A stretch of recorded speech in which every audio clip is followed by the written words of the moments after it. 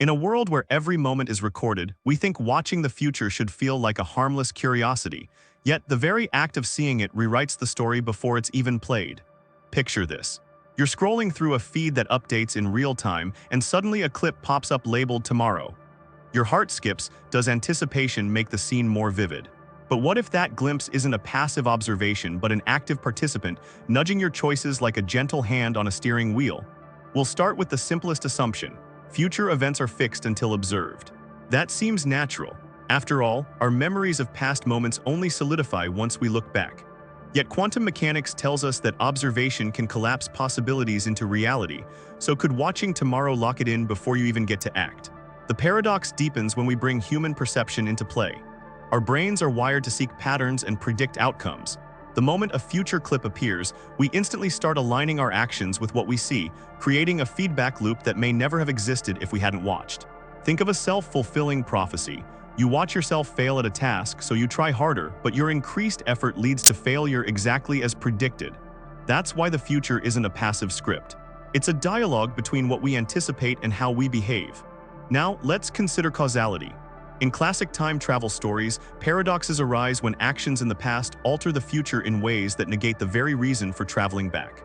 If you could watch tomorrow and change something, say, decide not to eat an apple because you saw it spoil, you create a branching timeline where the video never existed.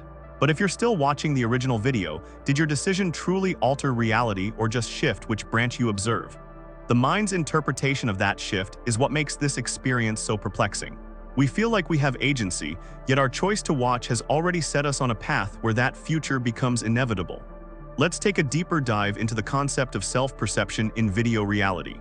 We often think of videos as objective recordings, but they're curated, filtered, edited, and framed by whoever captured them. When we view a future clip, we're not just seeing an unaltered event. We're seeing someone else's lens on our own life. That perspective can distort how we see ourselves, turning what should be a neutral observation into a commentary that influences self-identity. Imagine watching yourself speak at a meeting and noticing a nervous tremor you never felt before. The video's focus forces you to confront an image of yourself that may not match your internal narrative. The paradox here is that the future video is both a mirror and a mold. It reflects our potential selves, but also shapes how we will become those selves, because we internalize the feedback loop created by the video's framing. Another layer involves the concept of time loop memory. If you can see tomorrow, do you retain that knowledge after the moment passes? Some theories suggest that memories of future events could be stored as a kind of pre-memory, which then influences present decisions subconsciously. This creates a strange temporal dissonance. We're guided by a memory of what hasn't happened yet, while simultaneously acting in a world where that memory was never formed until we observed it.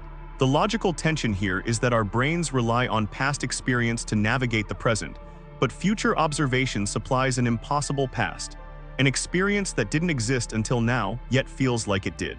This contradiction lies at the heart of why watching your own future can feel both enlightening and unsettling. You're stepping outside the usual flow of cause and effect, only to find that the act itself is a new cause. Let's explore a practical scenario. You are about to make a big career decision. A video pops up showing you accepting a job offer from a company you've never heard of. The video shows you smiling, signing paperwork, stepping into an office filled with bright lights and colleagues cheering. You feel the excitement, but you also see your own hesitation in the background, a subtle pause before you take the first step. That hesitation is part of the recorded future, yet it also becomes a cue for your present self to consider whether this path truly aligns with your values. The paradox is that by watching the video, you may either be forced into that decision or become so aware of the choice that you find an alternative path, thereby negating the original footage. This tension between destiny and free will is why time travel narratives are so compelling. They expose our deepest uncertainty about whether we truly control our lives or merely follow a script written by unseen forces. The science behind this phenomenon can be traced back to the observer effect in physics, where measuring a system inevitably alters its state. In human terms, observing your future changes the mental state that governs your actions, thereby altering the future you were watching. It's a closed loop that never truly resolves. Each observation is both a revelation and a catalyst for change. If we consider philosophical implications, this paradox raises questions about the nature of identity over time. Is our self defined by a continuous narrative or by a series of moments shaped by our perceptions? When we watch ourselves in future frames, we may feel that we are simply observing an external version of us, but that version is already a product of how we will act upon seeing it. So the video isn't just a passive record, it's part of what constructs your self-image. Imagine now the societal impact. If everyone could watch their own future, would society become deterministic or chaotic? Some might argue that knowing the future would reduce risk and anxiety, but others would point out that the knowledge itself becomes a variable that shifts outcomes unpredictably. The paradox is that the more we know, the less certain we become because our actions are no longer solely responses to unknowns. They're responses to known possibilities that have already been altered by our knowing them. In short, watching your own future turns the expectation of passive observation into an active intervention. It blurs the line between observer and participant, past and present, certainty and change.